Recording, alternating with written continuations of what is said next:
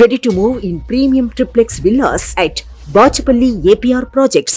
ఢిల్లీ మద్యం కుంభకోణం కేసులో కీలక పరిణామాలు చోటు చేసుకుంటున్నాయి. కవితను ఈడీ విచారిస్తోంది. కవిత పాత్రపై మరింత లోతుగా అధికారులు దర్యాప్తు చేస్తున్నారు. పలు కోణాల్లో విచారిస్తున్నారు. కస్టడీ విచారణలో కీలక విషయాల్ని రాబట్టే పనిలో ఉన్నారు.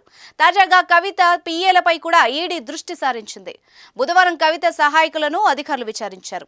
రాత్రి వరకు కవిత పిఏలు రాజేష్, రోహిత్లను ఈడీ అధికారులు విచారించారు. ఇప్పటి వరకు సీజ్ చేసిన ఫోన్ల లాక్ తీయించి అందులోని సమాచారం ఆధారంగా ఈడీ అధికారులు ప్రశ్నలు అడిగారు.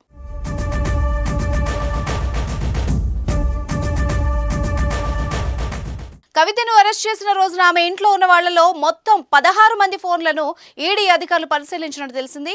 వాళ్లలో కవిత, ఆమె భర్త అనిల్తో పాటు వ్యక్తిగత సహాయకులు రాజేష్, రోహిత్ రావు, శరత్ల ఫోన్లను స్వాధీనం చేసుకుని మిగిలిన 11 ఫోన్లను తిరిగిచ్చేసినట్టు సంబంధిత వర్గాలు వెల్లడించాయి.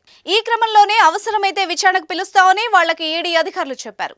ఈ మేరకు బుధవారం రాజేష్, రోహిత్ రావులను ప్రశ్నించారు. మద్యం కేసులో కవితకు సంబంధించి కీలక అంశాలపై వాళ్ళిద్దరి నుంచి అధికారులు సమాచారం సేకరించినట్టు తెలుస్తోంది. మరోవైపు లిక్కర్ కేసులో తన అరెస్ట్ను సవాల్ చేస్తూ కవిత వేసిన రిట్ పిటిషన్ను సుప్రీంకోర్టు విచారణకు స్వీకరించింది. ఈ నెల 22న విచారణ జరగనుంది.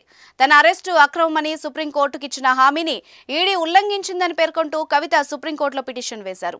ఈ కేసు విచారణను justice Sanjiv Khanna, justice M M Sundaresh, justice Bela, M త్రివేదితో కూడిన త్రిసభ్య ధర్మాసనం చేపట్టనుంది. దీంతో అత్యున్నత న్యాయస్థానం ఇచ్చే ఆదేశాలపై ఉత్కంఠ నెలకొంది.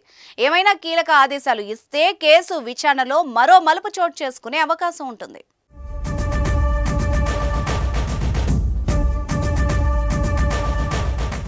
సుమన్ టీవీలో మీ పర్సనల్ అండ్ బిజినెస్ ప్రమోషన్స్ కోసం కింది నెంబర్కి కాంటాక్ట్ చేయండి.